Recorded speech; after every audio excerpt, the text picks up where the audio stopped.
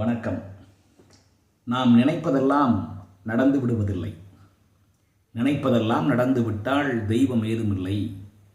நடந்ததையே நினைத்திருந்தால் வாழ்வில் அமைதி இல்லை என்பார் கவியரசு கண்ணதாசன். நினைப்பது ஒன்று, நடப்பது வேறொன்றாக இருக்கும். நினைப்பதிலே முழுமையாக நடக்காது, பாதி அளவுக்கு கூட நடைபெறாமல் போகலாம். ஆனால் வள்ளுவர் என்ன கூறுகிறார்? ஒரு சிலருக்கு அவர்கள் நினைத்தது நினைத்தவாறு உடனே நடக்கும் என்கிறார். அதற்கு தேவையானது ஒரே ஒரு பண்பு என்கிறார். என்ன பண்பு அது? உள்ளத்தாலும் எவன் கோபப்படாமல் இருக்கிறானோ அவன் நினைத்தது நினைத்தவாறே நடக்குமா. உள்ளத்தாலும் கோபப்படக்கூடாது, அதுதான் மிக முக்கியம். வாழ்க்கை சூழலில் பல இடங்களில்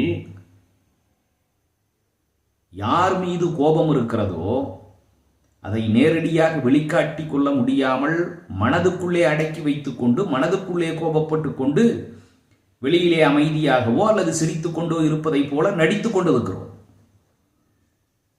ஆனால் உள்ளத்துக்குள்ளே பொங்கிக் கொண்டிருக்கக்கூடிய கோபம் அமைதியாக இருக்காது.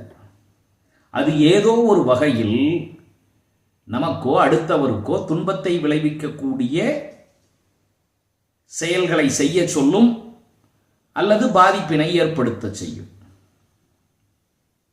ஆனால் வெளிப்புறத்தில் மட்டுமல்ல, யாருக்கும் தெரியாமல் நம்முடைய உள்ளத்திற்குள்ளே கூட கோபப்படாமல் யார் இருக்கிறார்களோ அவ்வளவு உயர்ந்த பண்பாளர்கள், அவ்வளவு சிறந்த குணமுடையவர்கள்.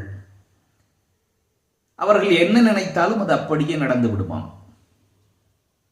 ஏனென்றால் இந்த சினம் என்பதுதான் பல்வேறு தீமைகளுக்கும் துன்பங்களுக்கும் அடிப்படையாக இருக்கிறது. ஆத்திரத்திலும் அவசரத்திலும் கோபப்பட்டு சொல்லுகின்ற ஒரு சொல் வாழ்வையே மாற்றிவிடக்கூடிய தன்மை உடையதாக இருக்கிறது. அவசரப்பட்டு கோபத்திலே செய்கின்ற ஒரு செயல் பிற்கால வாழ்க்கை முழுவதும் துன்பப்படக்கூடிய நிலைக்கு ஒருவரை தள்ளிவிடுகிறது. அதனால் உள்ளத்தில் கூட எவனுக்கு கோபம் இல்லையோ அவன் நினைத்தது நினைத்தவாறு நடக்கும் என்கிறார். வெகுளாமை என்ற அதிகாரத்தில் அவர் பேசுகின்றார். உள்ளிய எல்லாம் உடனெய்தும் உள்ளத்தால் உள்ளான் வெகுளி எனின். நன்றி, வணக்கம்.